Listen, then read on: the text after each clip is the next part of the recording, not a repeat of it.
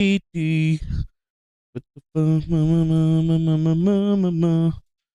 bring it on, like Donkey Kong, like Donkey Kong. Yes, like Donkey Kong.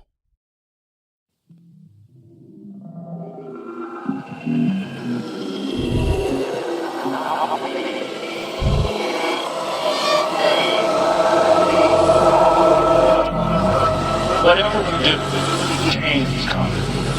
It's coming with the implosion of our imperium, and it's coming with the rapid degradation of the ecosystem itself.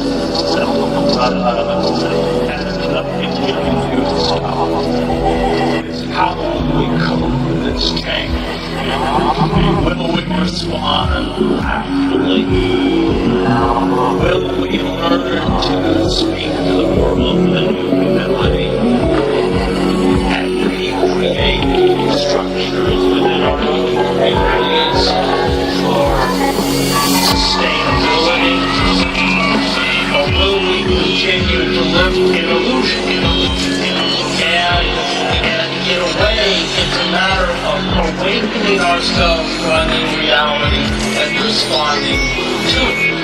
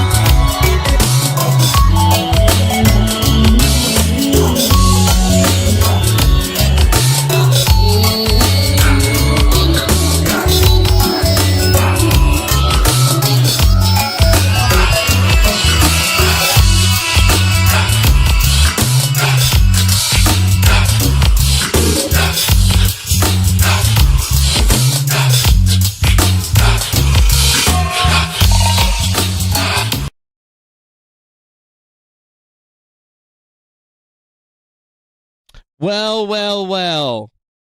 I forgot I had my mic muted. Well, what's up? Welcome back to another episode of the best, worst show on the internet. That's right. The best, worst show. I'll be your host. My name is Mr. Ultra Grift, a.k.a. Griftcast, a.k.a. Defango, a.k.a. Manuel Chavez III, or the Turd, depending on how you know me. Jesus Christ. Give me strength, Lord.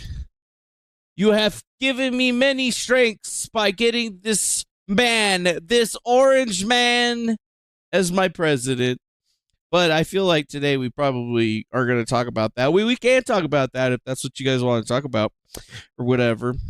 But I've been holding back for a while on this other topic, the one that I actually made the stream about, talking about this guy or whatever. His name is Nick Rekieta. So Rekieta or Rekieta.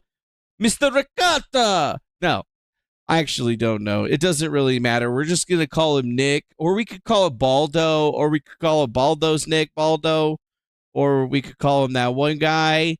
Yeah, there's people call him a lot of different names or whatever. He's a character that we've actually talked about before on this show, And almost like clockwork, you know how it goes, man. People tangle with Defango, and about a year later, all of a sudden some shit happens, and I didn't even do anything. It's just that the universe decided that, you know what? Yeah, Fang Diesel is right, my Niesel. So I figured we would just start the day off by talking about that, and then we could get into all this other shit. I mean, I like the news, but you know what? I like some of this drama stuff as well, because it's just really prescient to the life and the sides. And holy shit, look at that, bro. We got a goal achieved. I haven't even told you about the goal yet. Well, we had a goal to get one super chat for this stream, and it looks like that goal has been met by this guy named the Joker in the chat. So we're gonna have to, thank you, the Joker, for sending us your money so that I can spend it on whatever I want to spend it on, like power tools for Milwaukee. I don't know why. But anyways, I appreciate that. Damn, son. What, you just ask for money and people give it to you? That's more money than I made. Like, that's like all the money I've made today. So I appreciate you, the Joker. Thank you very much for that. And then out of nowhere, we get an A20. What the hell is an A20? Is that Australian or whatever? I don't know. But it looks like somebody else is already throwing money in my face. And you know what? I'll accept it because this is Griftcast. The whole point we do this show is so that we can get free money so that we can buy shit with it, right? You know what? Go get hookers. Why not? Be like Nick Rekieta. Buy copious amounts of blocaine. Why not? Why? Yeah. Yeah. Okay, I'm not gonna buy any drugs with it though. Don't buy drugs. Drugs are bad, okay? Anyways, but Mike the Finder, dude. Mike the Finder coming in with the 820 super chat. I don't even know what that is. I don't know what it is, but we appreciate it irregardless. And it says, "What's up, bro? What's up, bro? What's up? Hope you've been well. I want a bit big on Trump winning the election, so I'm spreading the love." Well, thank you for the money, and thank you for spreading the money. I appreciate that, dude. That's like a gram of weed right there, dude. That's almost half of a Milwaukee battery. So we appreciate that. And Australian dollars, it doesn't matter if it's Australian dollars, what's it called, Middle East dollars, freaking Israeli dollars. I don't give a shit, man. If it's money, if it's green and I can spend it, or it doesn't even have to be green. If it's just money, I like money. I like money. Who doesn't like money? I actually learned how to love money because I see how it is. It is a proper tool. It is one of the greatest tools here in this, I guess, here lifetime. But you know what? Sometimes, when you play the video game of life, you want to play the video game of life on hard mode, not easy mode, right? And when you play it on nightmare, your life tends to end up looking a little bit like mine, apparently. So it is what it is. At least I do what I got into when I came here, right? We all know what we get into, but some people don't know what they're getting into, like Nick Rekieta. But before we get into that, I should say shout outs to the other people that have graced the chat over here. Let's say hello to them. Let's say what's up. What's up? What's up? I'm gonna just go to the desktop chat right there. But we got, the Joker. He sent us money. We like money. We like Joker. We got Faded History. What's up, everybody? Nice to see you, Faded History. What's up, Triple Crown? Always a pleasure to see you in this joint. We even got Russell Dufresne. What's up, D? He says, and he also apparently really liked the Ricotta G's joke. We like that. We got Mr. J.R. Riggs. Always a pleasure to see you. And of course, Mr. Mike the Finder. Nice to see you too, bro. Nice to see you too. Nice to see you too. See, even if it doesn't matter how many people you got in the chat, you just got to shout them out. You got to make sure that they know that they exist, right? Yeah. Let's just get them out there to exist. And let's just talk to them. Oh, I didn't mean to turn that off. Here's my plan to stop the... But that's a whole Trump thing right there. So let's get into this Rekieta crap, bro.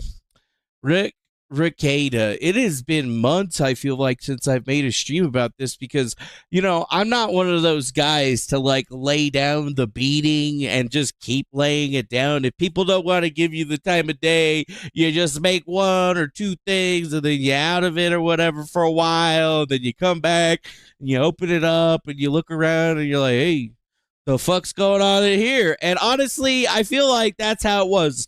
Because for the last 2 days, I've just been like, what the is going on here, man? I don't know, dude. What is happening? This whole entire situation. Just trying to keep up with all of this stuff is ridiculous. If you want to have a YouTube career and you're slightly funny or even the slight bit competent, you could probably just make hundreds of thousands of dollars just making nonstop Rekieta videos. But you know what? It's not going to be me, baby, because honestly, I ain't got the time for that shit. But, my gosh, it just kind of seems almost too much. And the story is just so crazy, bro. The last time that we checked in with Rekieta, he was getting arrested, right? His house was getting raided because apparently some things that had happened and some people said that his house was dirty or some shit like that. So they wanted him, they wanted to get up in that house. So they got a warrant. They went up in that house. They went through all of his shit. They went into his safes and stuff, and they found a shit load of cocaine. That's right. Not a little bit of cocaine for like personal use, but like enough for definitely somebody to consider you some person that is doing some sort of distribution, or at least that's how the police are going to view it. I'm not saying that he was distributing or anything like that. I am saying, however, though, is that they had a lot and it was enough to meet this so-called level. And I think throughout the case, we found out after more documents were released mysteriously by a mysterious stranger that indicated that his 9-year-old daughter actually tested positive for these drugs that were found. Now, we don't know if it was the same stuff or different stuff, but you know what? There was a positive result. And the internet was all a lie. And basically, we were all watching this guy that just spent all of his time talking shit and commenting on people on the internet just implode to the point where now everybody's talking shit about this guy on the internet and he doesn't like it. And it's funny, honestly. It's just like, you know, I don't know if karma's a real thing, but it seems like it might be. And this guy got his karma. He got his comeuppance. All of the money that he's been spending and all the lavishness really just kind of came to a head because he lost his lawsuit with Monograph and he now owes him $300, but still has not paid Monograph the $300 as it seems. And the last time that we were on here, our good friend Grifty, who I wouldn't say is a good friend, he's just some asshole that wanted to be on my show, so I let him be on my show, but then he got mad at me because I apparently went too far in his eyes in the Nick Rekieta situation by looking up his like law license and shit like that. And then there was probably something having to do with that Divinity Said girl when we like, you know, had her Facebook pictures and shit like that. We're like, you know, it's kind of weird. She said her name was this and she had like did a like it's like a federal form where, you know, you could go to jail for lying on it, but her name's actually this. So like I'm not sure what the fuck's going on here, but you know, somebody should address this. Like, I'm not going to address it. I'm not going to take somebody to jail. I'm just going to point out the mistake, okay? You know, just be all like, yo, if you're going to pull that shit next time, you know, try to pull it on somebody that doesn't see that shit being real or whatever. I don't know.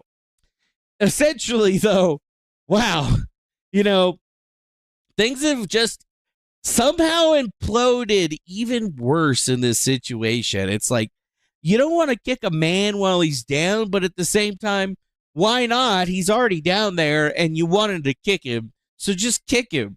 Why don't you? And I mean, today it's just been kind of like a strange ass day, bro. Like looking into this shit and trying to figure out what the hell people are talking about. And now there's apparently some sort of hacking going on. Somebody hacked into somebody else's Google account and is releasing private information about their web browsing history.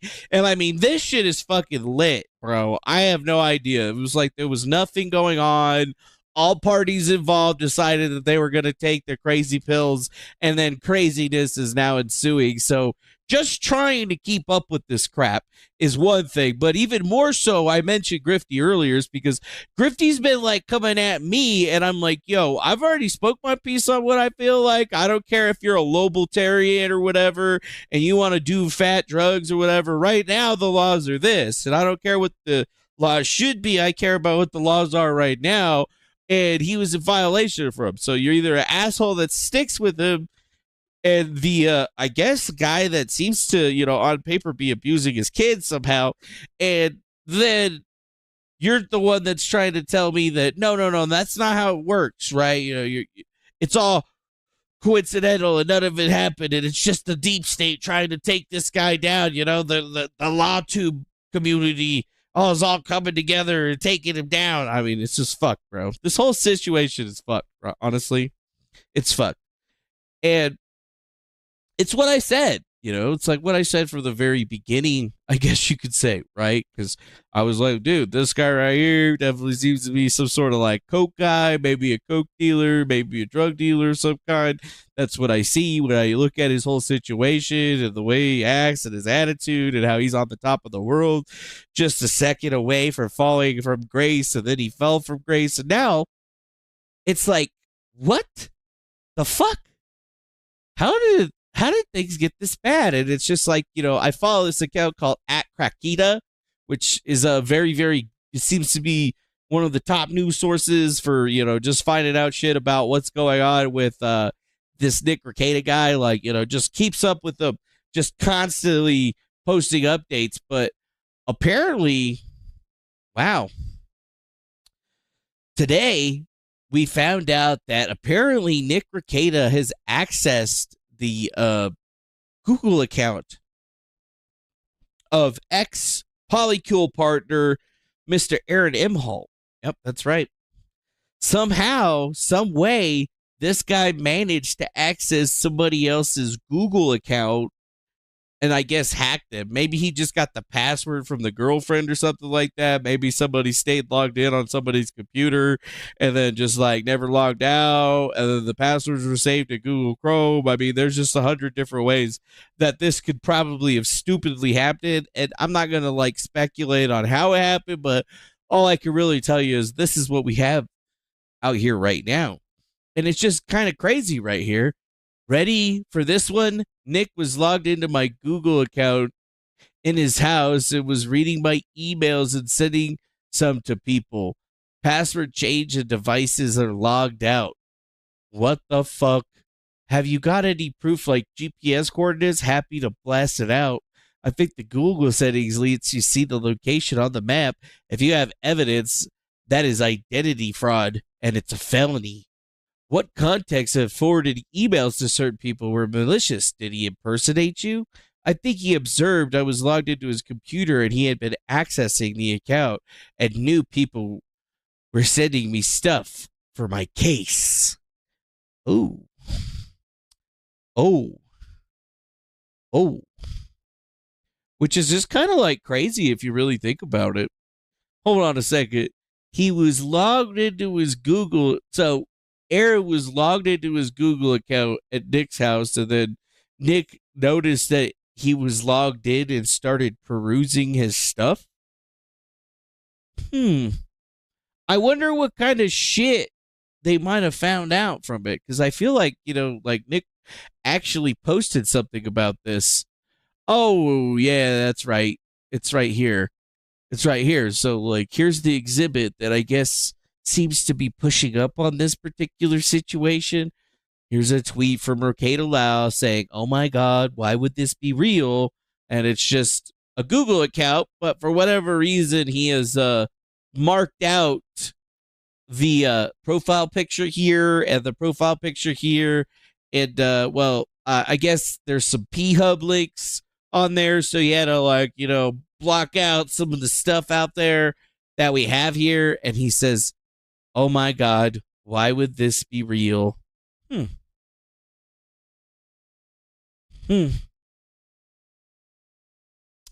Yeah. So now I'm like, wait a minute, dude. What are you even talking about here? So I guess that's what they're talking about, actually, is that so Nick posted this little document earlier today at 2:33 p.m. And if you look, it's got a Twitter account for April Anderson. It's got some P-Hub links. And then we got a Kiwi Farms link for the Nick Rekieta Kiwi Farms page. And it's just posted a couple more times right there. So it looks like he was just kind of going through the different threads. And legit, if you have a Google account and you use Google Chrome, every Google Chrome account has this feature where it basically tracks everything that you do, whether it's incognito or not incognito. And if you're logged in, through Google Chrome like this, you basically have access to all that person's passwords that are saved in their browser and anything else that they may have been looking at the time, as we're looking at here. Now, am I going to go out as far as say that a felony was committed in this particular respect? And no, I'm not going to get that far out into that. I mean, it could be, right? I'm not a lawyer. I'm not a fucking policeman. I mean, I'm not a district attorney. I'm not taking people to court. But, I mean, as I know it, and as Mike the Finder is saying in the chat, isn't breaking into somebody else's account highly illegal?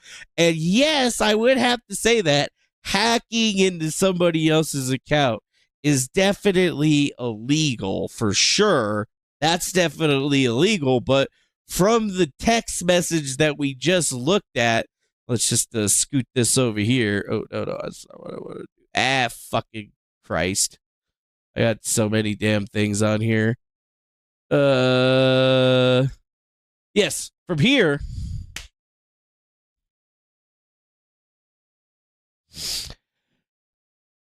It says Nick was logged into my Google account in his house and was reading my emails and sending some out to people. Passwords changed, logged out. So, there, at the first indication, it seems like it might be highly illegal. But at the bottom there, it says, I think he observed I was logged into his computer and he had been accessing the account and knew people were sending me stuff for my case. Huh. So it's kind of like we got two different stories of this DM. In the first message, he really makes it seem like there was some sort of hacking involved. But in the second message, he makes it freaking pretty clear that no, there was no hacking involved. He was logged in. So it kind of seems like he just left himself logged in on the computer. And I guess to access his account might be illegal in that particular respect. But then again, like if he didn't take anything or change anything, it would be really hard to say that it was. But like maybe people are making a mountain out of a molehill here, but to me it sounds like motherfucker left his account logged in on somebody's computer. Somebody figured that out, started looking around at it, and he logged himself out. That's what I think. I mean, did he send himself images and other things? Did he do things with that identity? That's the real question. Like, if he started sending out emails and stuff like that, and they were related to cases or confidential information that was supposed to be between a lawyer and somebody else, then yes, maybe they would be able to do something about it. But as it stands, it's more or less like, yeah, it's more or less the onus here, I would have to say, would be on Aaron Himmelholt, because Aaron Himmelholt is obviously a fucking tard. He's dumb, right? You don't stay logged in on your Google account at somebody else's place and allow them to do any of that type of stuff. That's just not something that you do. But you got to think about what it is, what the penal codes and shit are in Minnesota. If you guys want to get into that, we're going to probably get into that. I'm pretty sure Baldo's already got onto it, or at least Rekieta's already get into it. But I mean, sending emails to people on Aaron's account, that definitely would sound like identity fraud. If he was trying to represent himself as Aaron, that sounds like, yeah, that could be like a fraudulent activity that he could be persecuted for. But just being logged in and looking around at all of the shit because you left it logged in, that's more or less kind of on you. It's not illegal until you do something illegal. You feel me?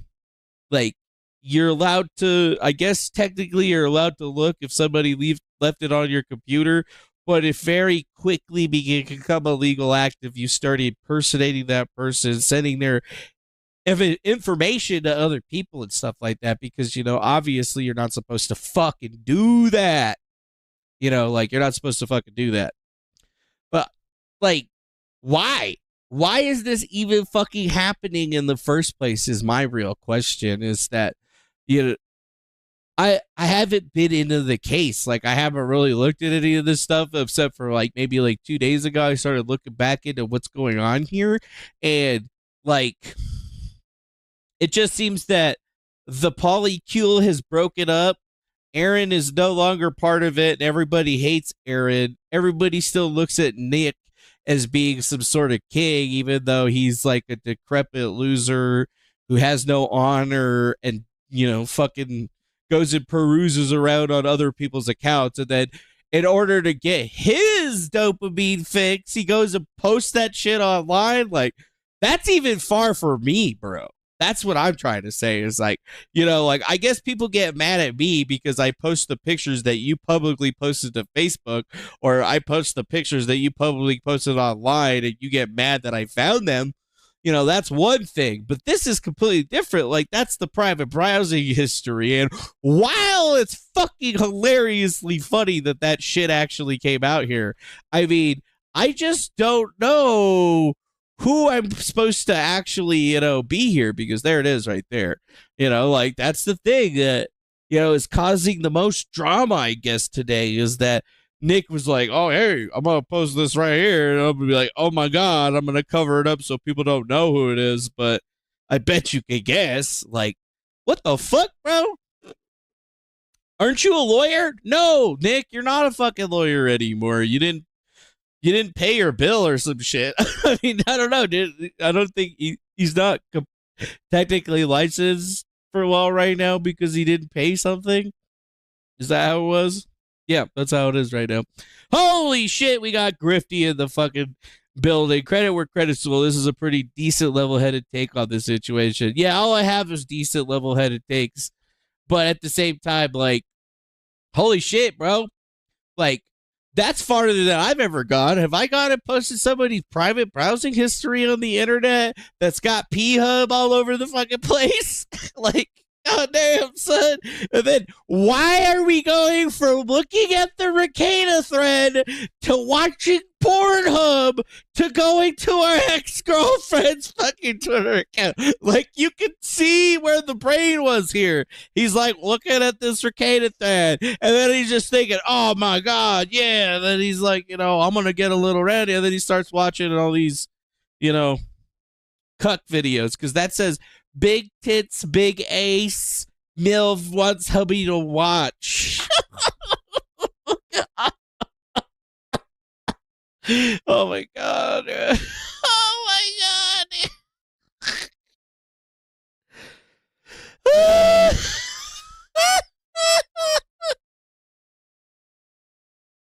Oh man. So I think it's confirmed that Aaron is a cuck. So yeah, Aaron's the cuck.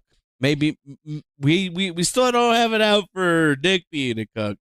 We don't know who's the bigger cuck in the situation, but right now, based on the data that we've seen, it definitely seems like Aaron's a little bit bigger of a cuck than Nick. Holy shit. Oh my God. Like, how is this fucking real, bro?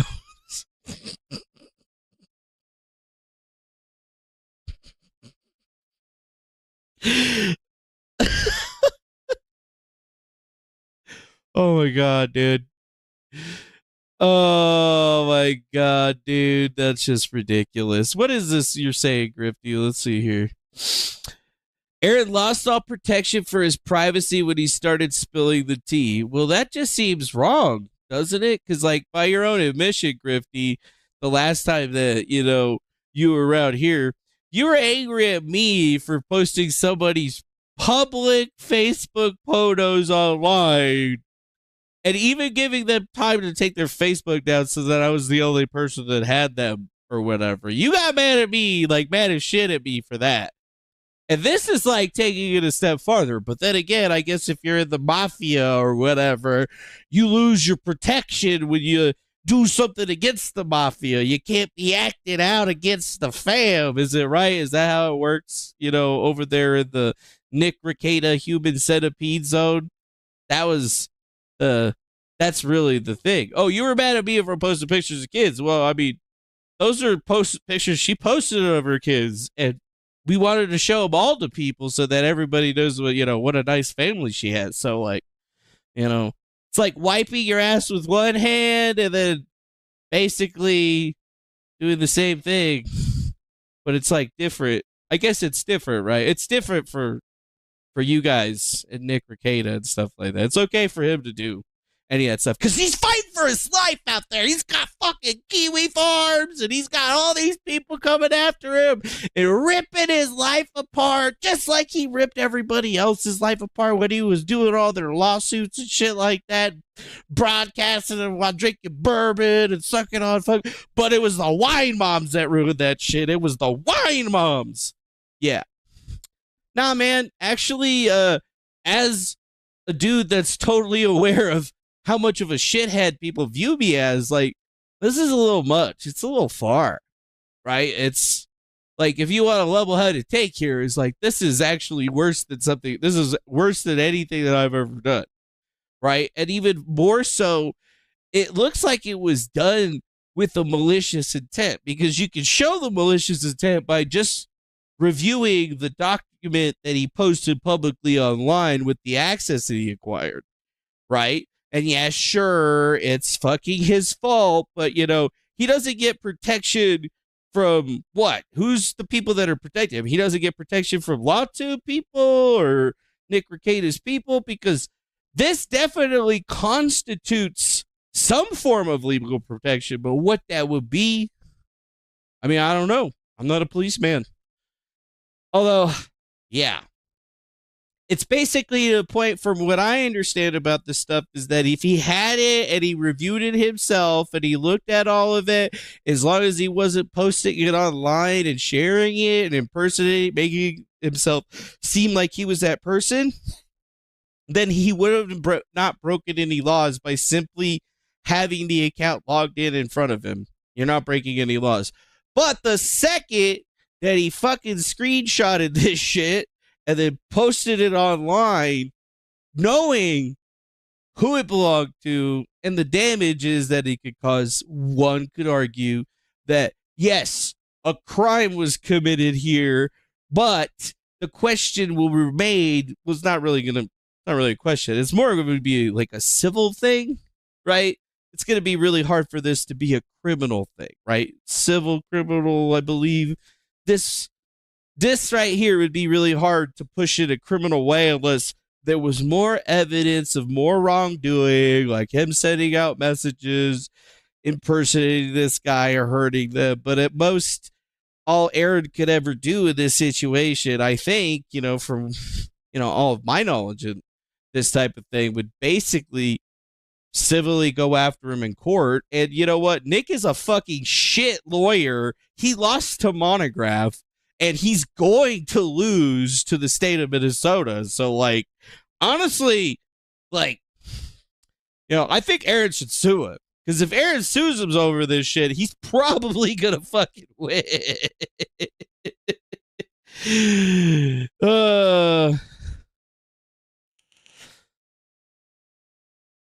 So, I think that's where we're at, right? We didn't get anything else, but in this particular area, I think we can really see is that, this is why I call it Nick's second implosion, right? It's because he's really just like completely lost all of the plot. Like, he used to be so high up on the fucking totem pole of the pedestal, and he was pretending to be this thing that he wasn't. Unlike me, I'm just the same guy the whole entire time.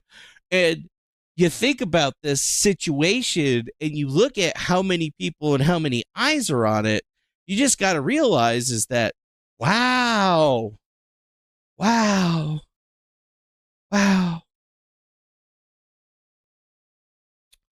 wait a minute. Hold on. Nick Rekieta paid his bill. He paid his bill for his lawyer thing. So he's allowed to be a lawyer again. It looks like he paid it 11-3. So I misspoke earlier when I was talking about that. It looks like he's allowed to practice law again because he paid the bill. So, all right. All right, I like it. Good job, Rekieta. Now pay her monograph is $300, so I can get my $1,000. That monograph sells me. I'm just kidding, monograph. Please don't fucking start that shit again. I don't want the smoke, bro. I don't want the fucking smoke. If Nick wants to bring the smoke, I'll take that smoke all day. It'd be easy. But monograph though, dude, that guy's a winner, dude. He might have lost his ass to fucking Blackstone Intelligence and what's the fuck his name? What's that dude's name? Blackstone Intelligence, Jake Morphonius. Yeah, Jake Morphonios or Morphonius. Yeah. I still don't want any of that action. Zero. None. None of it. Bye, Grifty. Don't let the door hit you in your face on the way out because your face is awful. But, you know, maybe your butt looks good. I don't know what it looks like. I don't really look at other men's asses. Not usually, at least. Not usually, at least. So, how can we really, like, contextualize what we've seen here today other than just, what the fuck, bro? Rekieta? Like, why is it so hard for the guy to just stop talking?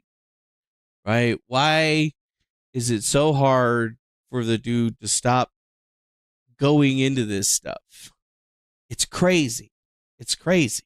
It's crazy. But I like Cynthia's angle in the chat. Dude, the issue isn't hacking, it's witness intimidation. It's a crime. Interesting. Well, but witness intimidation for the case against Nicholas Rekieta? Oh, I could see where you're coming in on that particular situation. As I said, I haven't looked at this like in depth at all, and I mean, I've just been trying to like look at everything, but ended up just laughing my ass off at all of the funny memes and shit. So like, this is a hard thing to keep up with, right? Because outside of a few people, like, there's only a few accounts that are really just like, you know, A-logging the fuck out of this shit and just cranking it out. And even half the time, I don't even know what the fuck's going on. But you know what? At least we got Grace with Griffith's presence here, because he's so hopelessly up Nick Rekieta's ass that, like, I have no idea where Nick Rekieta ends and Grifty begins, okay? Like, that's how it is. It's like Grifty has lost all semblance of being an adult and being a good person, and is just like, no, I'm going to fight for Nick Rekieta to the end because he's going to buy me a Ferrari or some shit, which is just fucking insane. I don't know if that's true or not, but like, damn. Now, it says, hey, April, if you gave Rekieta Aaron's password to access his private Google search history, you're creating a criminal charge, you stupid bimbo. Facilitating access to computer security. Yeah, it's a gross misdemeanor. But at the same time, Aaron kind of said that his shit was already logged in. So, witness intimidation? Is he a witness?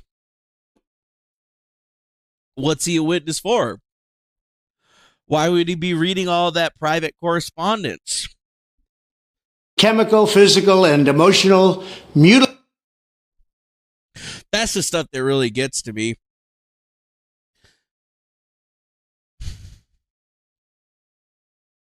Could Aaron's case collapse and be dismissed due to process being compromised? Has Nick Rekieta destroyed the revenge porn case? Interesting. So he's named as a witness in the DA's case, and then he also has the revenge porn case. That's the one that he had gotten arrested on. And that was because he was sharing around a bunch of different people's like nudie bits and materials. And then now Nick Rekieta has had access to his Google account, which allows him to review all of the emails and other information that are client attorney confidential between those cases. So he could even be seeing parts of the case that would be out there, specifically correspondence between the DA and Aaron. Oh, yeah. Oh, yeah. I mean, I don't want to sugarcoat it, and I won't sugarcoat it, but yeah, this all looks real bad, dude. I don't know. There's no way that you could tell me that any of this shit is good. I mean, you could try to lie and say that, but yeah, I'm not taking that. Mm-mm. No, sir. That doesn't seem right. That don't seem right, motherfucker. That seems wrong, bitch. That is wrong. That's wrong. Wrong. But whatever. I mean, other people that were associated in this particular thing, that's why Ethan Oliver Ralph's picture is plastered up on the thumbnail of this thing. He's actually got an active warrant that was just released for his willful disobedience of a court mandate for live streaming Aaron M. Holt's arraignment. Yeah, they actually went after him and they dropped a warrant for his arrest. And that's Ralphomania. That's Ethan Ralph, who currently resides in Mexico and travels to the United States every now and again to speak to his child through some plexiglass. Well, it looks like if he ever even attempts to come back into the United States, more than likely he's going to get arrested by ICE at the border or at whatever airport, because it's not just a warrant for his arrest in Minnesota, it's a nationwide warrant, and they send those to everybody. So as soon as they run his stuff when he comes into the country, they're going to know that he has a warrant, and they're going to detain him and send his ass over to Minnesota to see the judge. So that's kind of fun, right? That's super fun. And the statement of probable cause for it seems to be very, very interesting indeed. A nationwide warrant for live streaming somebody's fucking arraignment, I guess. Like, holy shit, bro. Oh my God. On September 25th, 2024, Stearns County Sheriff's Office began investigating an investigation regarding contempt of court that occurred on September 3rd. They reported that Ethan Oliver Ralph recorded the court proceeding despite the judge warning that was prohibited by the rules and would result in contempt of court.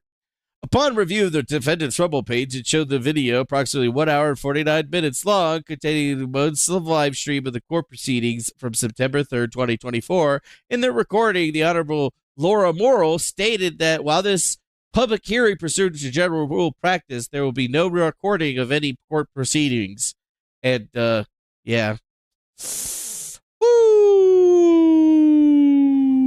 And it says right here, while Judge Morrell was giving the warning, the defendant says, I didn't hear that. He also says, I'm not recording it, which shows he heard the warning and willfully ignored Judge Morley's mandates and the rule of practice that prohibited the recording.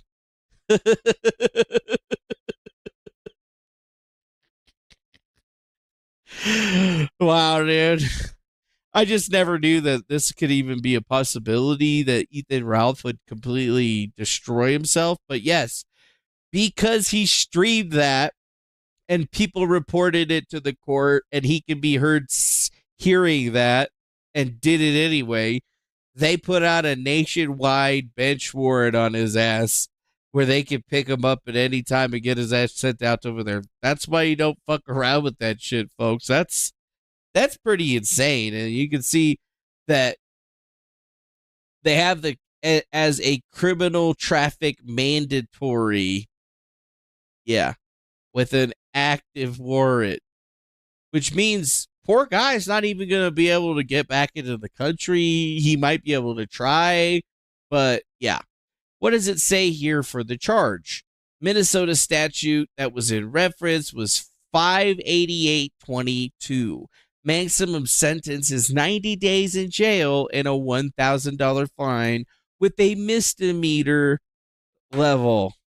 That's what they want to talk to him about. That's what they want to see old Ethan Ralph about, which I just thought was absolutely delightfully entertaining to think about it. Because, I mean, Ethan Ralph is just like fucking everywhere, bro. Like, this is the guy that has that was literally just recorded being so drunk that he fell out of his chair. We're going to watch that right now. You say your pussy's clever and so Oh, and then the entire time he's listening to Peaches. He's listening to Peaches, and he's like zannied out of his fucking mind or something like that. He literally falls over in his chair. I'm not even making this up. It's at the end of this clip, though. And I got to turn the music up so we don't get, copy striked or whatever. There he goes. You see that guy falling right there? Whoa, shit!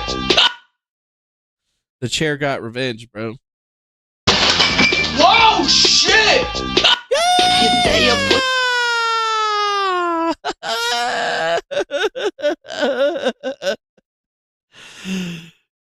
Yeah, that poor guy's life is ruined. But the thing is, you can't really feel sorry for it because he ruined it himself, apparently. And according to some other people that I've talked to on the internet, yeah, if you ruin your life yourself, you're the only one that you can blame. So shut up, bitch. That's basically what they kind of tell you. That's what they're gonna say. That's what they're going to do. That's what they're going to put down for you. So I almost think that it's just kind of sad.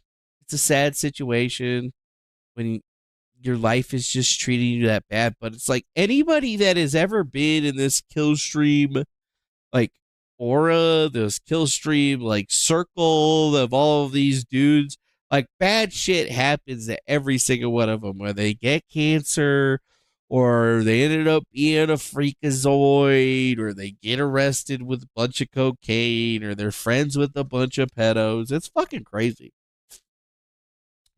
You wouldn't believe that all these degenerates would actually be able to congregate together in such a crazy way, but yeah. It's just you never know. And even more so, it's I haven't seen any other stuff case related other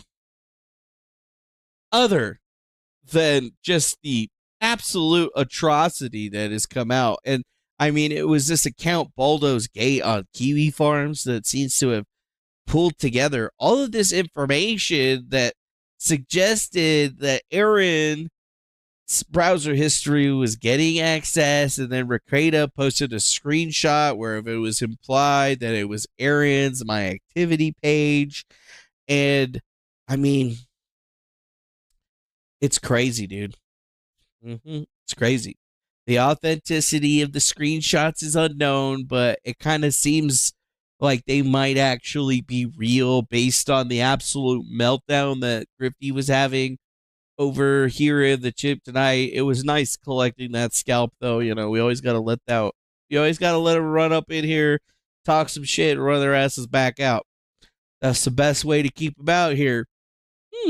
And then it says, update, Patrick appears to confirm that Rekieta's account was compromised. Aaron's online accounts has been feeding information to Militant saying, wait till you know what I know.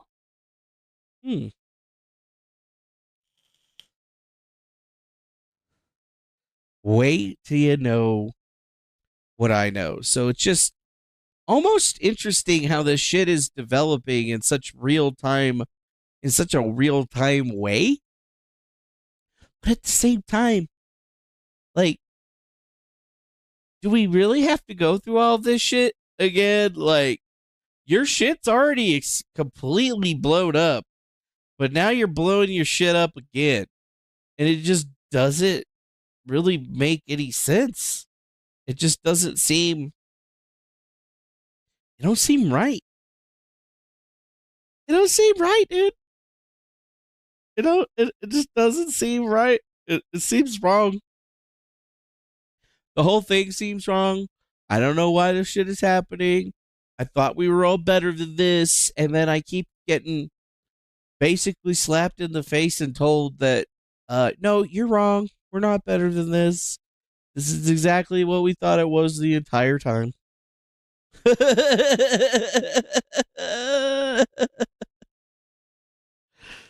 Oh. I mean, how does this even happen, dude? How's this a real thing? I think this is one of the other things that I saw posted by Shamu on the YouTube. This is the first fucking time she came home at 11:30, not seeing the kid and not talking to them in. Instead, was doing out coke while I took care of them. When I confronted her about her drug use and asked her to stop, she packed her shit and started screaming at me. She did this a lot. Yeah. Aaron M. Holt has a restraining order against him from his ex-girlfriend or ex-wife or whatever the fuck. And, yeah, he's like tweeting her, quote tweeting her and shit, which last time I checked, if you had a restraining order against you, you can't do, that would be a violation. But he's still doing it, so, you know, hey, man, whatever, dude. What did April say? The second to last time I tried to get out of my house during the horrifying argument in the middle of the night, one of the many times I was on my knees begging my ex to love and accept me, and I wanted to give and to accept the love I wanted to give him, and I realized I had to get out. His first frantic sentence: "You need to get off drugs, April." Like, seriously? She was on her knees begging her to accept the love? Like, what the fuck, dude? Like, this shit's a shit show. These people are a fucking shit show. Just endless comedy. Like, all you gotta do is just make a Rekieta channel and start fucking talking about all of the insane shit that be coming up. And I honestly think you could be the next Blow Blacks. Just, you know, don't be a mayo eating fucking weirdo and you might like be able to stay at the top. Holy shit, bro. Just holy shit. The whole thing for me is just a holy shit. The holy shit situation. The whole situation is fucking stupid. I don't understand how these dumb fucks could make it even worse by just existing. Like, they can't leave things alone and they just keep escalating it. And it almost seems like a sickness. I don't know. And the fact that other people are getting wrapped up into this shit so much just makes it even weirder, to the point where we have, you know, Grifty coming in, and that shit's even weird. Where, you know, like, how do you justify any of that stuff? And if you can't, how do you talk to those people? I just don't know. I just don't fucking know. I don't think I'm meant to know, to be perfectly honest. These people are fucking weird, dude. People are fucking weird. But,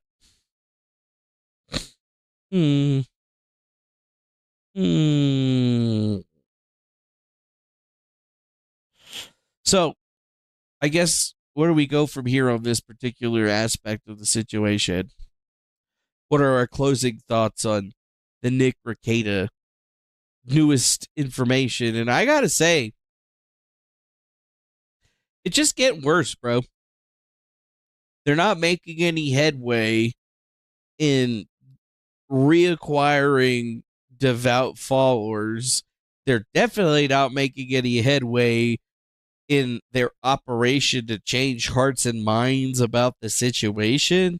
And they're definitely only really existing right now with their core group of followers that are willing to forego logic and reason be out of some petty type of loyalty derived from, I've sent this guy a lot of money, so I have like an investment in it. I guess it's like investment type shit. That's what it's like. Which is still just, it's fucking weird, dude. The shit's fucking weird. This whole thing is fucking weird. These people are weird. All I know is that I hope Nick finds the help that he is looking for, but I just feel like, yeah, it's just not gonna happen, bro. It's just not gonna happen, bro. I could keep asking for it to happen. I could keep asking for them to stop being so fucking crazy, but it ain't gonna fucking work because these people are fucking nuts. Yeah.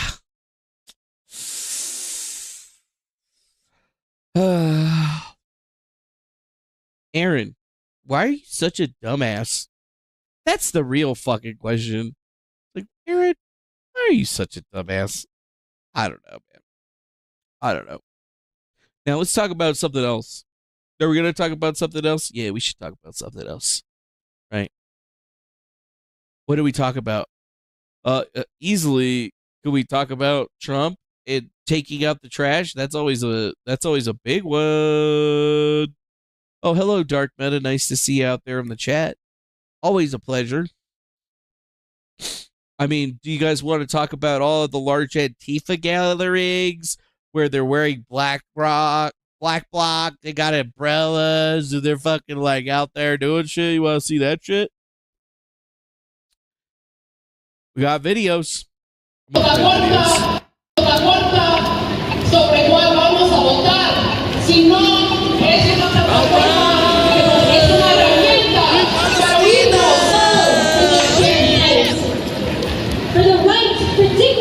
Atentamente y interactuamos con uno al otro hoy. What the fuck are they saying? Sigamos luchando. Estamos luchando. All right. Is that Mexican? Much Spanish? We hear the rhetoric of the lesser evil to justify it. Cool.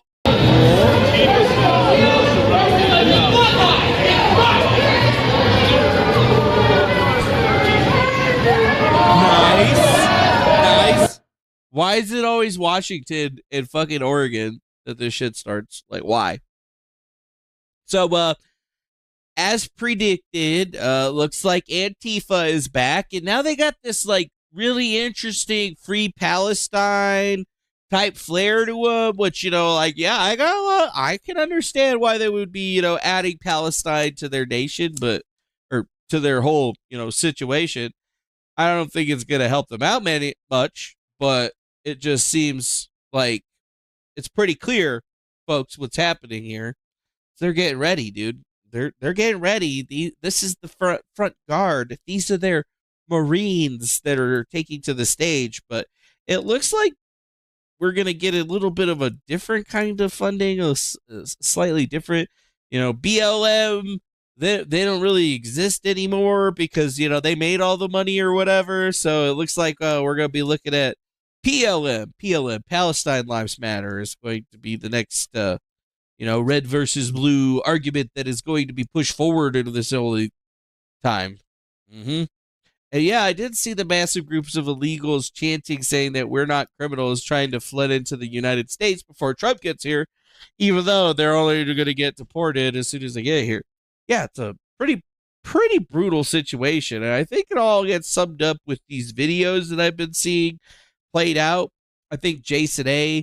put it out there pretty well, showing us, the absolute insanity that we're going to witness like this. Of our youth. On day one, I will revoke Joe Biden's cruel policies on so-called gender-affirming care. Ridiculous. Uh-oh. Wow, this guy actually had to bleep those words out of the video because of the way that it affects people. A process that includes giving kids puberty blockers, mutating their physical appearance, and ultimately performing surgery on minor children. Can you believe this? I will sign a new executive order instructing every federal agency to cease all programs that promote the concept of sex and gender transition at any age. Petty insults when he made it so weak, dude. You have no idea. Like, I don't even understand if you hear yourself talk. You can laugh all you want, but like, I can't. For the right to dignify Read a chart. Like, it's just sorry. So hacky. It's so uninteresting. Look, the reason that we brought this up is because I think there are a lot of families out there who don't believe boys should play girls' sports. They're not boys. I'm not going to listen to transphobia at this table. I am not going to listen to you call a trans girl a boy. Are you going to allow me to finish my explanation? When you use a word that's a slur, I'm going to interrupt. That's not how it is. They're not boys. Are you ready for it? It's going to be 4 years of this shit. Because Trump says he's going to sign an executive order affirming the genders that were assigned at birth. And that is already causing such a global meltdown of so many people, even though we're talking about a minority and it's a very small minority. But, watch the way that the news media is interacting with each other on this. It's a CNN argument, right? It's a CNN argument. And they're already programming themselves to have that red versus blue dichotomy. They're not boys. They're not playing girls softball. I'm not going to sit there and listen to that. Let's reset for a second because, look, this is a really heated issue, right? And Sharmichael, I know you. I know that you understand that people have different views on this. I think out of respect for Jay, let's try to talk about this in a way that is respectful. Okay, so let me rephrase this since I'm being targeted here. I don't. No, it's to be clear, you are not. You're not being targeted. I think he's being targeted a little bit. He was being targeted by that guy with the white hair because he was talking about transphobia or whatever, which, I mean, is that like anti-Semitism or racism or something like that? I'm not sure. The wimpy little shit, that guy. But I am, but it's okay. I'm specifically saying that I know that you are not intending to be transphobic. He should know that I'm not. But he wants to sit here and call you transphobic. I want you to using a phrase. I want to give you an opportunity. So the way regular people interpret it, that's not regular people. That's not regular people. There's no consensus that these are actually boys. This whole thing about trans girls. There's no consensus. Well, I mean, yeah, if you get 9 people that, believe one thing and then one person that believes another thing and that's your consensus, of course, yeah, it ain't going to work out like that. But, I mean, if you take the consensus from the broader United States, I'm pretty sure what the answer is. And if you were to expand it to the world, the answer would still remain the same, wouldn't it not? Yeah, dude, if she wasn't there, he would be the only black guy. But, yeah, notice how they're attacking the African-American gentleman, and it looks to be, is this guy Jewish? We're talking about a tiny, tiny sliver of the population. That may be the case, we're using but my point in terms of its effectiveness. Just get to your point. My point in terms of its effectiveness. Regular people with children look at these things and they say, you know what, this is a bit too far. I do not agree with this. I don't like this. I think Democrats are going way too much to the left on social issues. They're uncomfortable with it. A lot of people believe that. A lot of families believe that. Yes, you may disagree with that reality, but that's why Republicans kept running those ads over and over and over again, because they saw the metrics suggested that they were working. In those ads over and over again and using rhetoric like you just used, saying this is boys playing girls sports. First of all, we're talking about 5. Oh, that rhetoric that you're using is so bad. You can't say it like that, even though that's how he said it for the last 100 of years. People in the entire country, we're talking about trans girls being allowed to play with the people who are in their gender. And if you don't believe, you don't have to listen to me. Listen to the American Medical Association, the American Psychological Association. The American Medical Association. This is not about the guys. Right? This is about. I will then ask Congress to permanently stop federal tax. Wow. So, yes, that's going to be the first issue that they're going to be harping on. Is it a winning issue? No, they just lost an election over it, but that is not going to stop the California of the United States from trying to, I guess, I don't know, leech its identity across from sea to sea. Mm-hmm. Yep.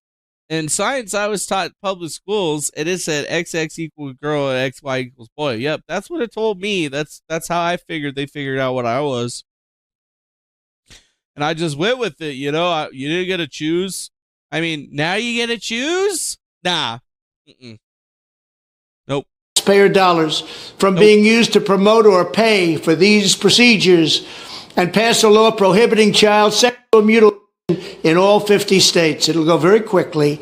I will declare that any hospital or healthcare provider that participates in the chemical or physical mutilation of minor youth will no longer meet federal health and safety standards for Medicaid and Medicare, and will be terminated from the program immediately. Furthermore, I will support the creation of a private right of action for victims to sue doctors who have unforgivably performed these procedures on minor children. The Department of Justice will investigate Big Pharma and the big hospital networks to determine whether they have deliberately covered up horrific long-term side effects of sex transitions in order to get rich at the expense of vulnerable patients, in this case, very vulnerable.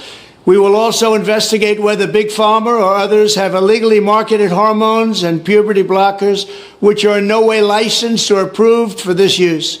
My Department of Education will inform states and school districts that if any teacher or school official suggests to a child that they could be trapped in the wrong body, they will be faced with severe consequences, including potential civil rights violations for sex discrimination and the elimination of federal funding. As part of our new credentialing body for teachers, we will promote positive education about the nuclear family, the roles of mothers and fathers, and celebrating rather than erasing the things that make men and women different and unique. I will ask Congress to pass a bill establishing that the only genders recognized by the United States government are male and female, and they are assigned at birth. The bill will also make clear that Title IX prohibits men from participating in women's sports, and we will protect the rights of parents from being forced to allow their minor child to assume a gender which is new and an identity without the parents' consent. The identity will not be new, and it will not be without parental consent. No serious country should be telling its children that they were born with the wrong gender, a concept that was never heard of in all of human history. Nobody's ever heard of this, what's happening today. It was all when the radical left invented it just a few years ago. Under my leadership, this madness will end. Thank you very much. Under my leadership, this madness will end. And madness, it is. You know, I'm a God-fearing Christian / Catholic man. I believe in Jesus. I believe in truth, honesty, the American way. And honestly, I have a lot of sympathy for these people that are so lost and have been lied to their entire lives to the point where they think that they can change things. And I mean, did you hear the things that he said? Like, he's opening up lines so that doctors can be prosecuted by the people that they've irreparably damaged over the years, right? He's making it physically and spiritually and mentally and everything impossible for this to happen to somebody that is not an adult, which is the way it should have been, right? Education. That's what this is about, right? We as a society have understood these things for a very, very long time. And these radical policies from these Democrats is just absolutely insane. They're damaging people. They are hurting children. And honestly, everybody knows that sometimes kids go through a phase, but that phase shouldn't be the thing that dictates where the rest of their life goes. And honestly, we got to stop allowing that shit to happen, right? I thought you're supposed to love yourself, right? And love what you got and who you are. But I guess we just live in a society nowadays where people just think that they can mold themselves into being something that they just aren't. And it's crazy.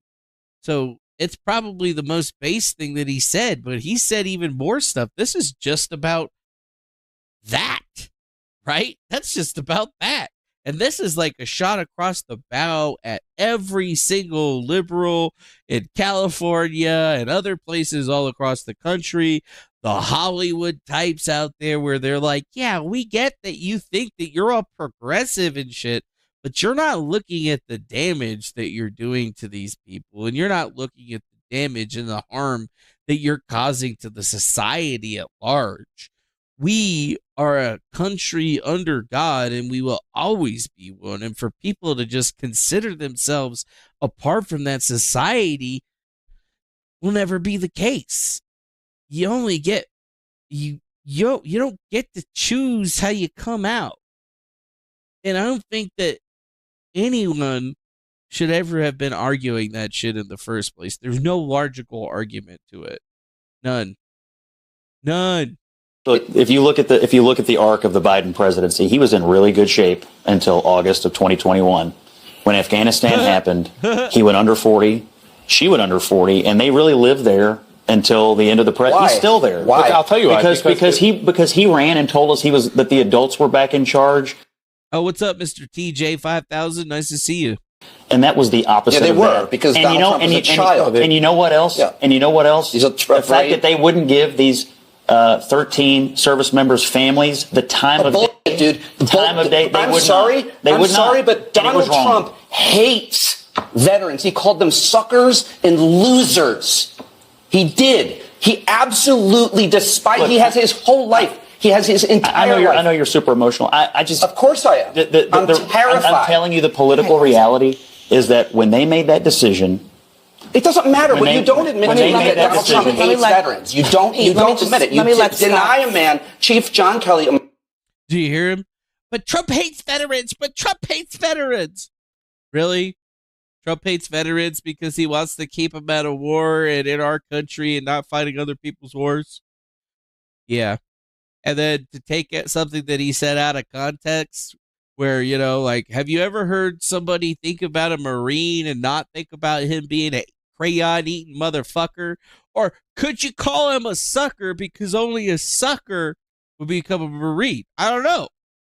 Most Marines I know are pretty hard-ass motherfuckers. You can call them a sucker you want all day. They still know they're a Marine, and they still know that they can rip your sack off like a paper towel and stuff it down your throat, choke you with it. So, like, I don't get where the argument is here. Is this guy gay? Is he worried about some other thing and then bringing emotion into this particular situation where they're trying to say, oh, Biden likes the troops? Well, yeah, he likes the troops, but he didn't give any of the troops that his shit got killed the time of day.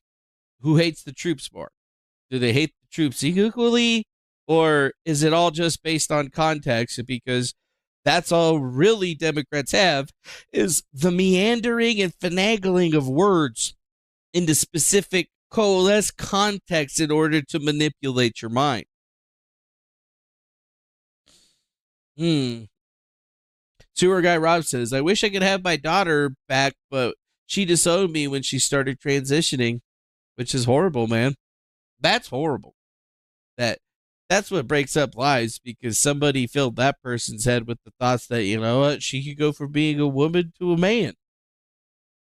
Even though, you know, she could be a caricature of a man, but she'll never actually be a man. And then, yeah, she loses her family, gives up her father, and then, you know, later on down in life is going to be all like, why am I so lonely? Your own decisions. Marine. You deny. You say he lied. You're still campaigning. You say he lied. It's not over. It'll never be over. I want to hear what Cole It'll never be over. You wish. The political reality is when they made that decision and everyone realized, oh my gosh, these aren't the competent adults that we were promised. Donald Trump. And then when you pile on top of it the decisions that made inflation worse, it was a compounding interest of political crap over time that they could never get out of. And that's how she lost the race. There was a bipartisan consensus to get out of Afghanistan. That wasn't the point. It was the way it was done. Decision to get No, hold on. It was the implementation. It was the fact that they took out our soldiers first instead of last, which is, you would think would be common sense. And again, it's like you said, we thought the adults were in the room. That's why people voted for Biden. A return to normalcy, a return to competence. He's a lifelong public servant. We thought we're going to get normal, we're going to get competent. And that's what we did. We did. And if in the veterans community, Afghanistan doesn't signal that. The wars in Afghanistan, the war in Iraq, the Republican policies that led to those wars, the idea that Joe Biden made the final difficult decision, and his administration and his military leaders. I mean, you guys live on the tippy top of bullshit mountain. If you actually think that so many people think that the pullout of Afghanistan was the pivot point, are you kidding me? Well, I mean, I can read a chart and I can read a poll. I guess you can't. How is he going to use undemocratic principles? What? You know, that's why emasculating the media was an important endeavor, right? But at the same time, we still can't trust the media, but we also cannot run around and say that we are the media now, because, I mean, we aren't. You can follow somebody on Twitter and listen to their spaces and get their information, but essentially, they're no better than these people. They just operate on a different time frequency. That's all. And the faster that you start to be aware of that, the faster you might actually be able to get out of all of that, right? We let all that shit happen, and then all these wars broke out. And, I mean, for what it seems like, Trump's not even in office, and he's already starting to wind all that Measure of intimidation and underhanded shenaniganery will this man use to worm his way back into the Oval Office? And it turned out he used our electoral system as it is designed. Oh, yeah. I mean, he used the electoral system, but he also won the popular vote. And in that moment, I thought, well, I'm not sure we have a team of lawyers for that. Did it the right way. What I'm fascinated about, D, is when you see the Joe Rogans and the Theo Vaughns and Jon Stewart, these podcasts are becoming so influential. Is that Dom Luker on Fox News right there? Is that fucking Dom? Is that credit candelabra, scamming ass, motherfucking...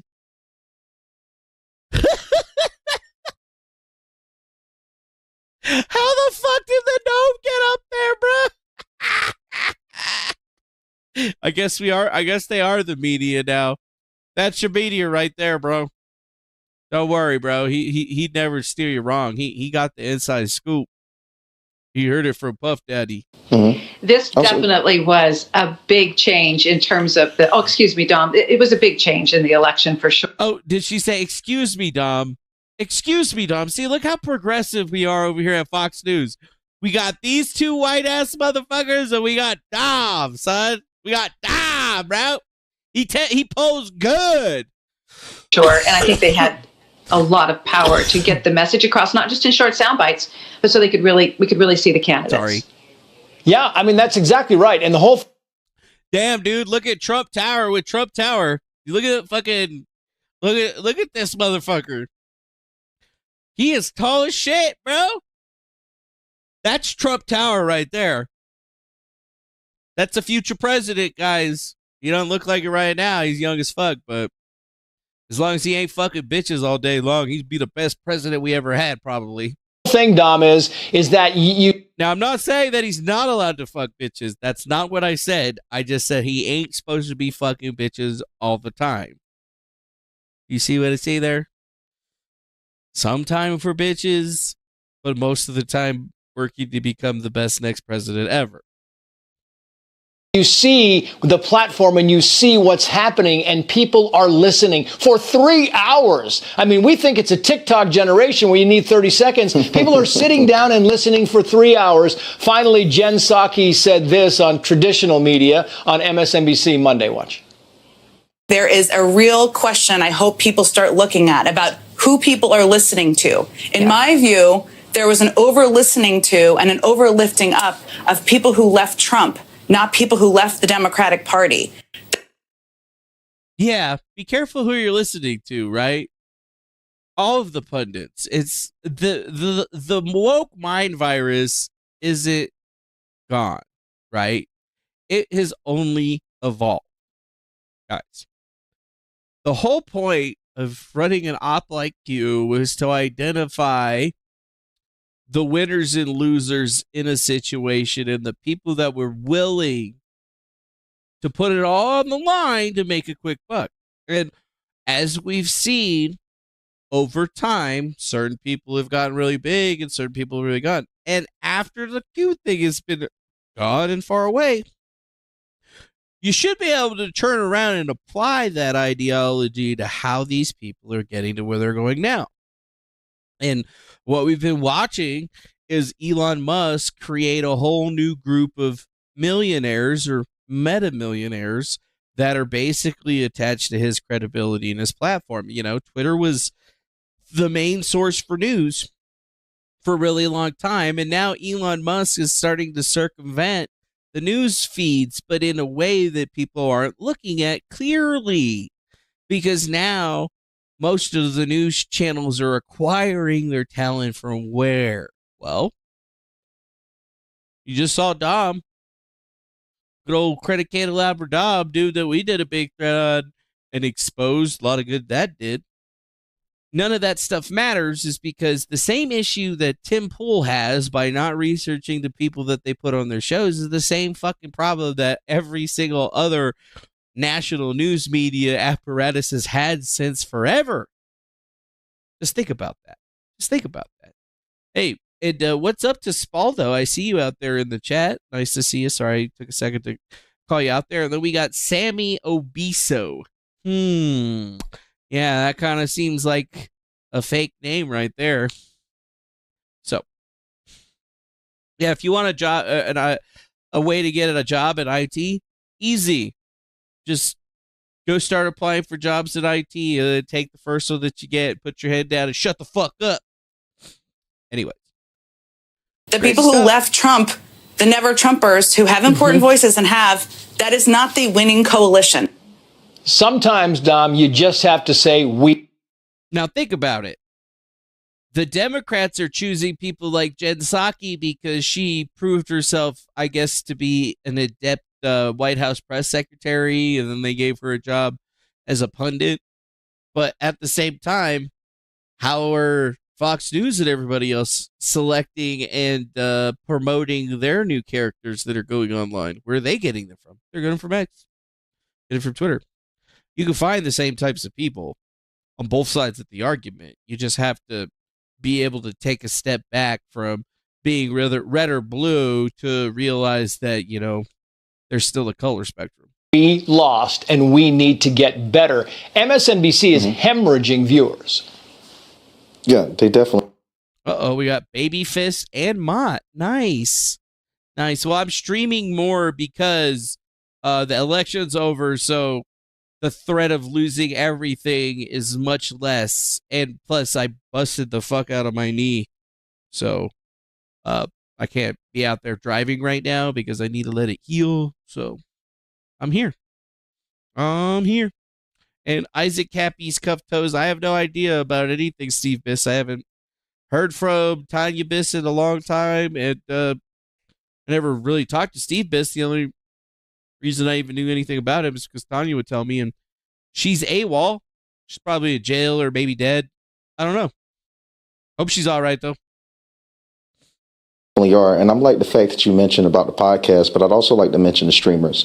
You see, the liberal, the left, they've typically had a great control on media because celebrities in the past, I would say about up to 2016, they held a significant amount of weight in culture in America. But we see through these new generations after millennials and after Gen Z, specifically with Gen Z, is the rise of streamers. And we've seen President-elect Trump take a great advantage of the streaming community, which rejected Kamala Harris. A poll came out that over 94% of Kick, which is the third largest streaming service, 94% of their influencers all rejected Kamala Harris.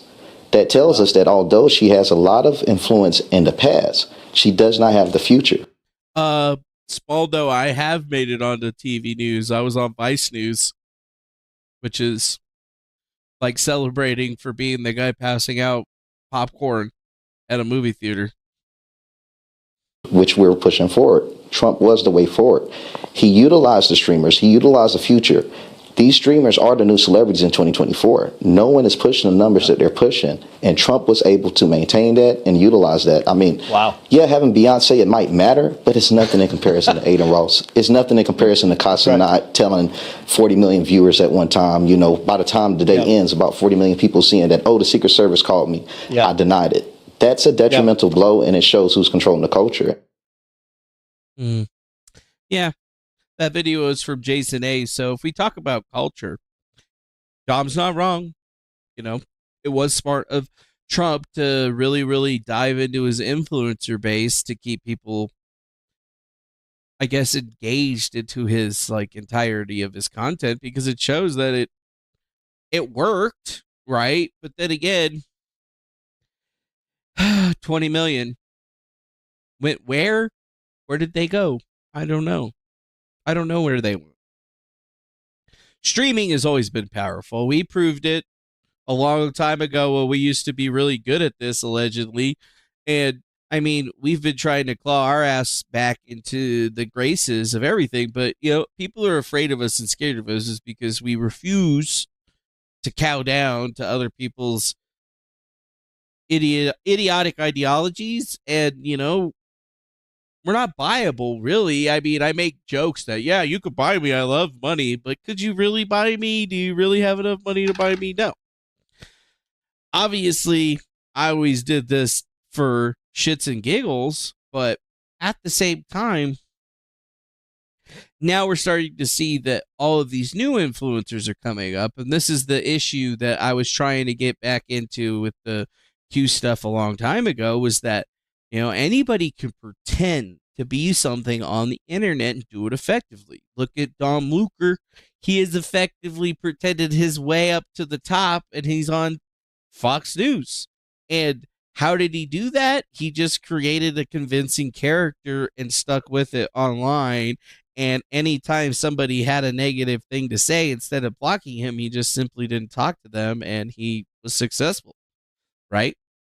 Or at least that's how most of these guys work, but they never truly get to the levels there. It's always a confidence game, right? We're dealing with 1,000 Thomas Schoenbergers in the sense that everybody's just a con man or a confidence man. It's just, what is your level of confidence? Me, I'm a high-level social engineer if I want to be, but you know what? I don't feel that that's the right way of dealing with people on the day-to-day. You feel me? Although it is helpful, at the same time, there's a morality associated to it. A lot of these people just don't have the same kind of morality. LARPs can be highly effective if used in a correct way. I mean, just look at Elon Musk's LARP of free speech and, you know, freedom and America first. I mean, he knows that all he has to do is glom onto all of that shit and get 75% of the way there, and people are going to be happy. And sure, there's going to be 25% of people that are unhappy, but it's pretty easy to deboost or limit their reach to the point where it doesn't even matter how loud that they scream. They're only ever going to get to a certain amount of people. And that's what you have to look at. It's levels, right? There's levels of everything. There's levels of free speech. There's levels of America first. There's levels of Judaism. There's levels of Christianity. There's levels of everything. You just have to choose what level that you're going to decide to play on and execute it. Me, the level I've chosen on is slight parody, but mostly truthful. And sometimes people just don't like that way. Some people don't like that. Some people don't like it, dude. But, you know, what else are we going to get? Are we going to get protesters across the United States? Yep. We're going to get crazy news. We're going to get attacks on Trump. We're going to get protesters. We're going to have people having meltdowns about people losing rights and not being able to have abortions and all these other things. But all of that is just noise that's meant to distract you from the things that you want to do. It's because right now there's not much ground that they have that they can cover that's going to allow them to take back the power in a meaningful way, unless you give them the power to do so, which is the entire thing that we're not supposed to do. Hey, racist, sexist, anti-gay. Donald Trump, go away. Racist, sexist, anti-gay. Donald Trump, go away. Racist, sexist, anti-gay. Donald Trump, go. Same rhetoric, same thing. They're just going to choose to amalgamize and connect different situations. BLM's not big. They're going to use Palestine. They're going to create all these new riots, and they're going to try to reintegrate all of the same apparatus that they had put together many years ago. It's not going to change. It ain't going to change. The Dark Bet, I agree with you. I just want to go to work and pay for my shit. But I'm poor. So, you know, I had to save just to buy new tools for fucking months. And then I still had to put half of it on a credit card. Well, at least I got the tools, and hopefully they don't break for at least a couple of years. Jesus Christ. Jesus Christ. I mean, whether you're looking at guys like Nick Rekieta and how his life is imploding, even though he was a streamer, guys. He was the big influencer that everybody cared about, and when his life went up to shit and everybody found out about it, he became the very thing that he never wanted to become. Yet, this happens with everyone. It's even happened with me, right? Varying degrees, of course. But it's all the same thing, man.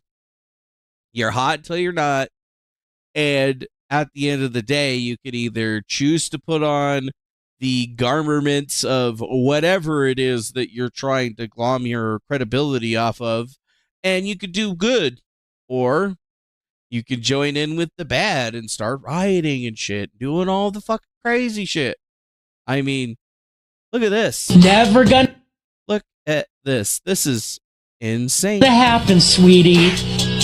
Your body, our choice.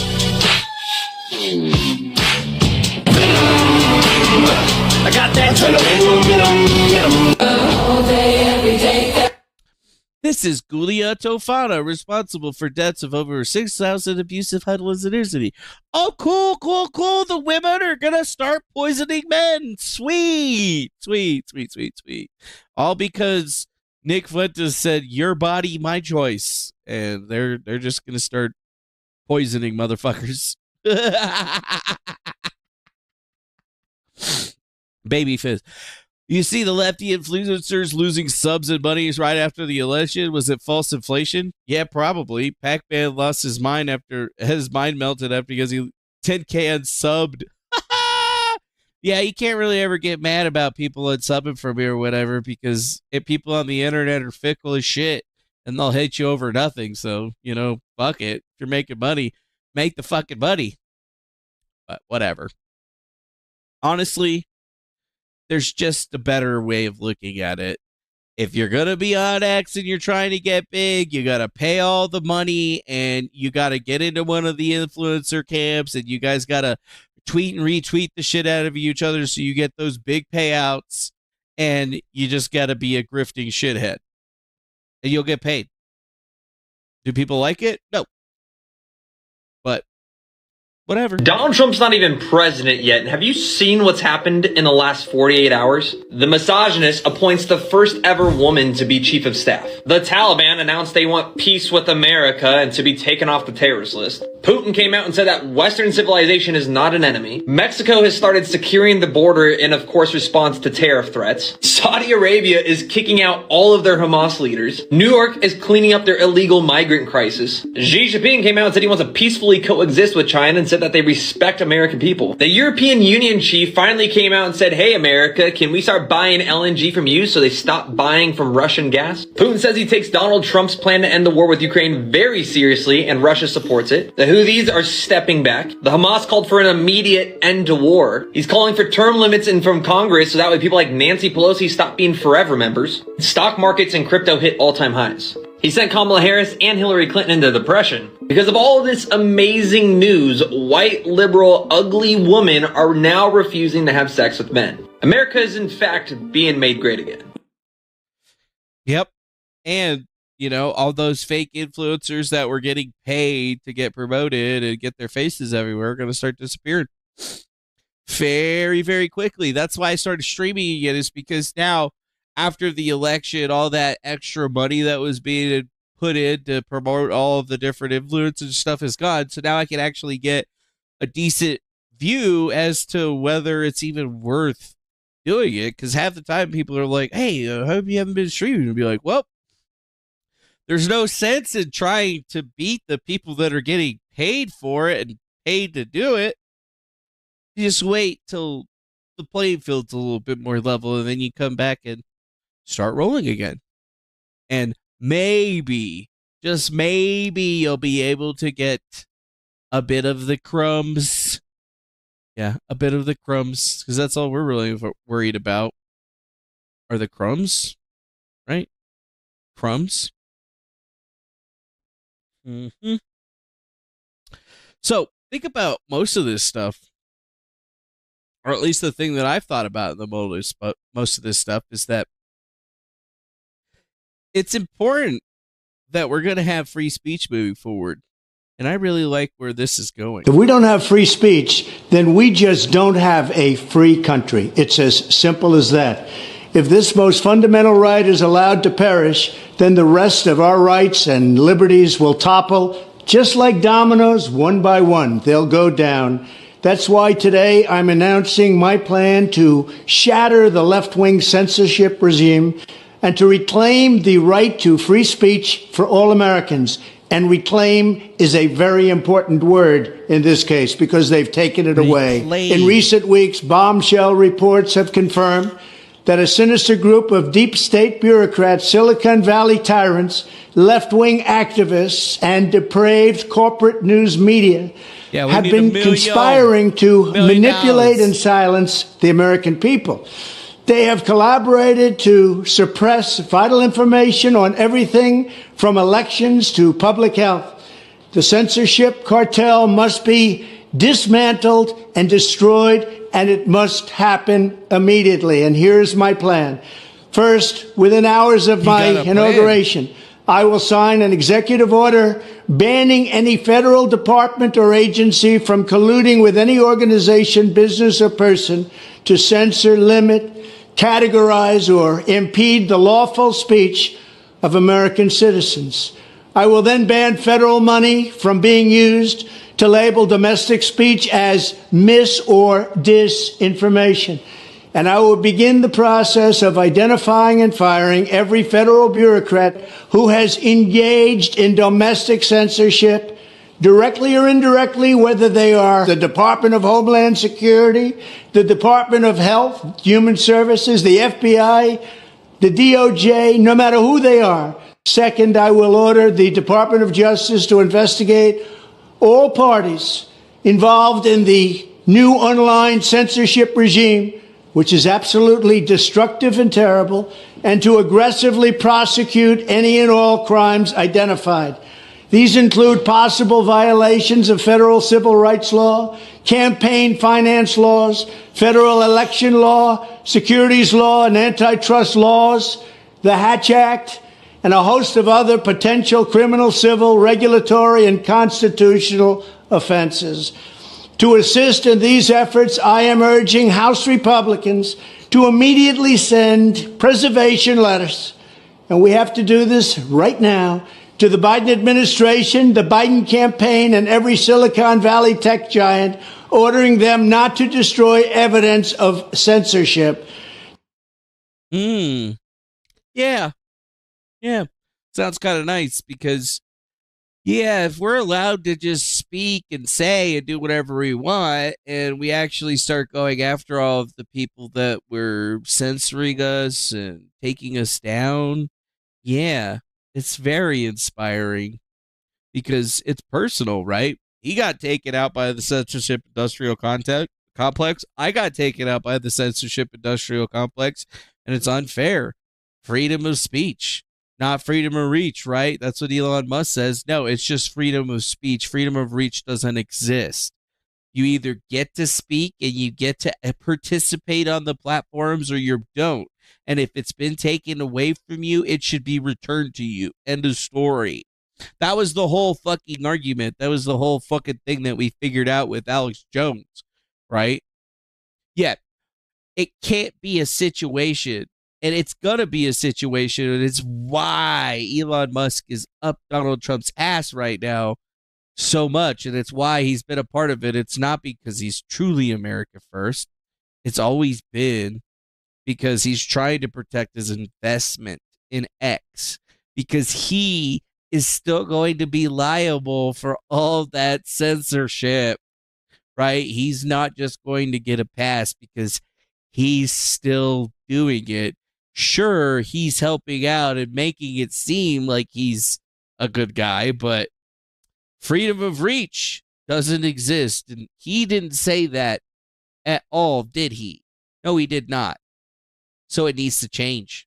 Third, upon my inauguration as president, I will ask Congress to send a bill to my desk revising Section 230 to get big online platforms out of censorship business.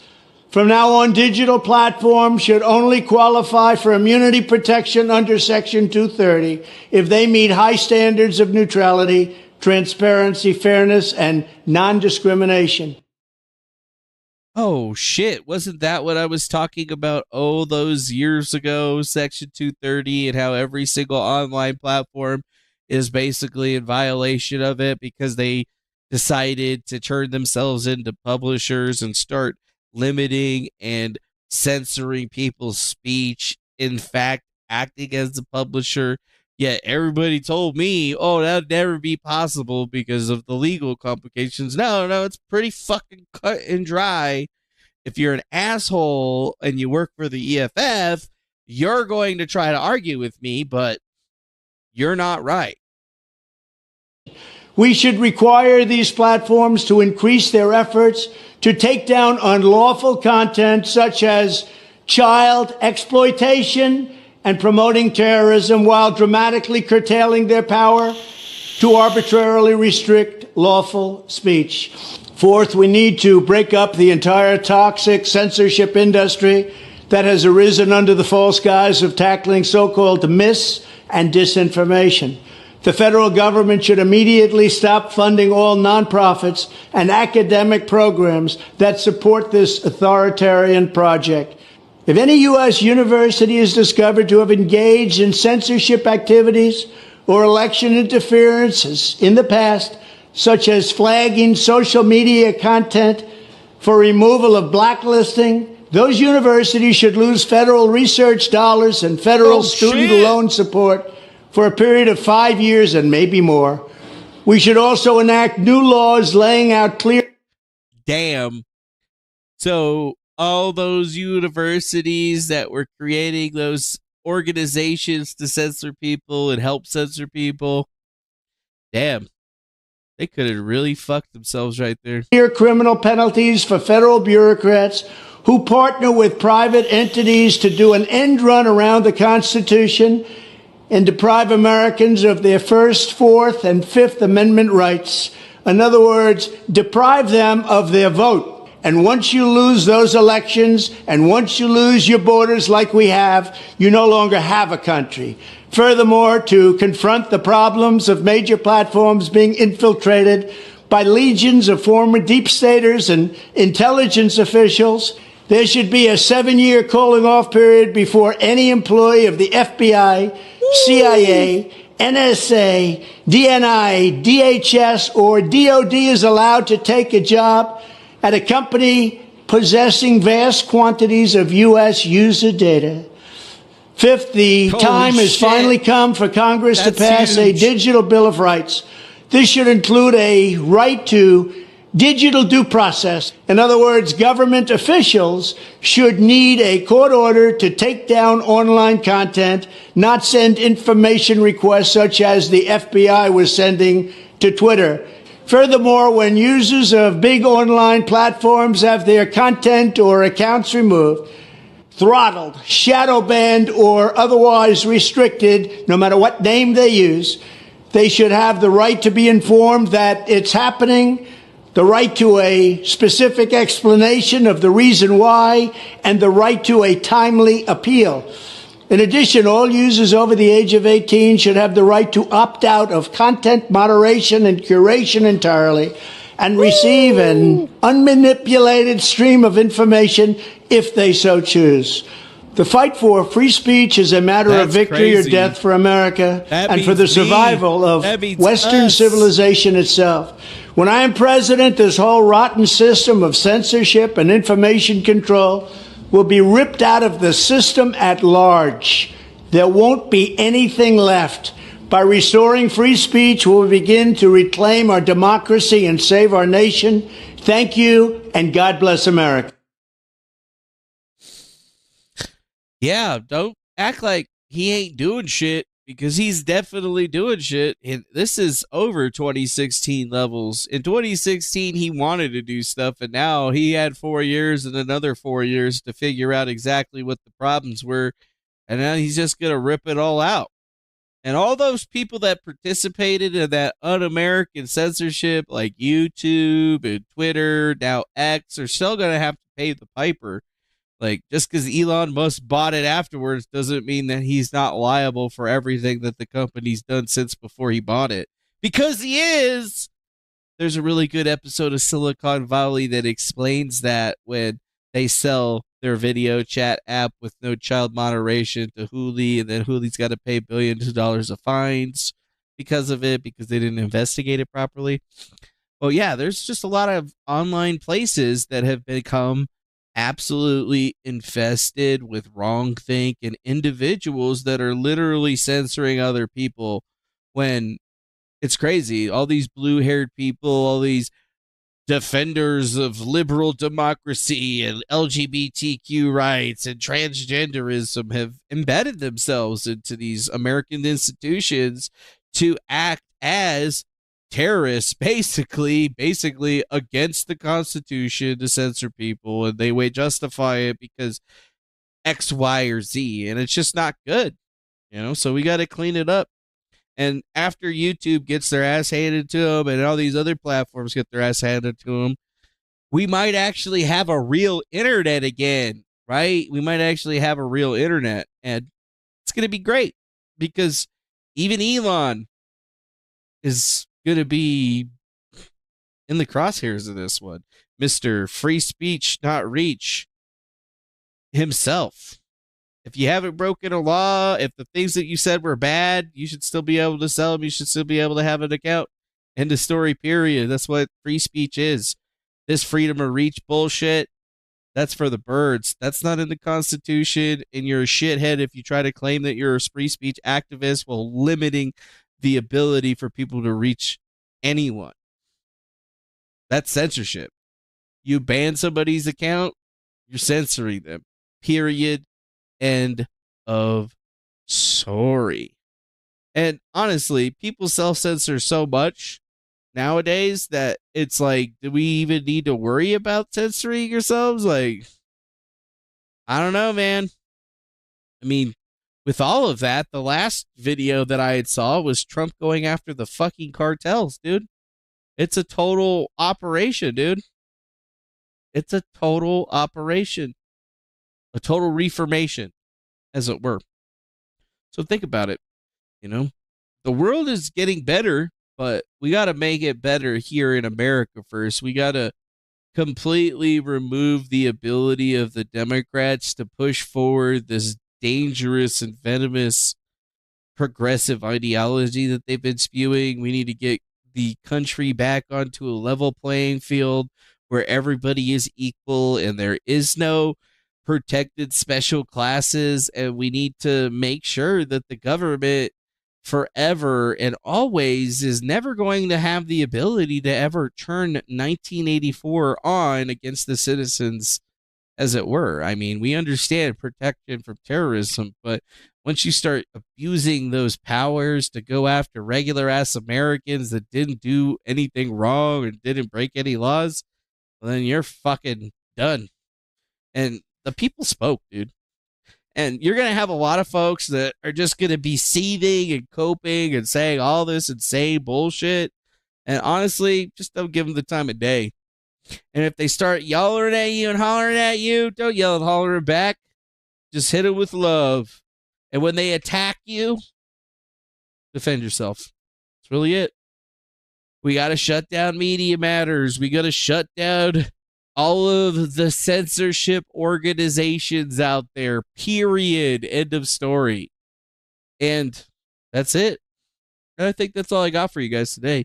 It's been another beautiful time sitting here hanging out with you guys, talking about the bullshit. We talked about Nick Rekieta's newest implosion and how things have just gone bad to worse in this entire situation. And then we've reviewed a lot of the videos about where Trump wants to go with this. And I think it really changes the perspective because, I mean, you can claim to be whatever you want. If you're a Trump supporter, you got to get in line and you got to whip your ass into shape and be on the same level. You don't get to just like vote for Trump being a libertarian and then after he's in, you go back to asking for libertarian shit. No, bro, we got 4 years to fix this shit and we ain't got time for your bullshit. So you either get on the same page as us and get in fucking line, or you get the fuck out of the way and you shut the fuck up.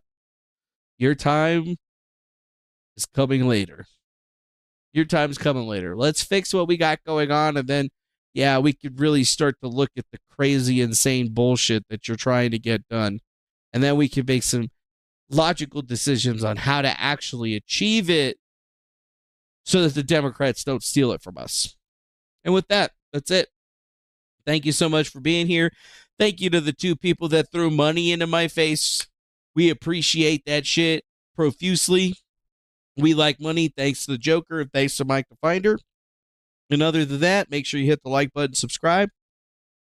And we'll see you again on the next one, whenever that one is. So where we go one, we go all. Make sure we grift hard. And I'll see you guys again later.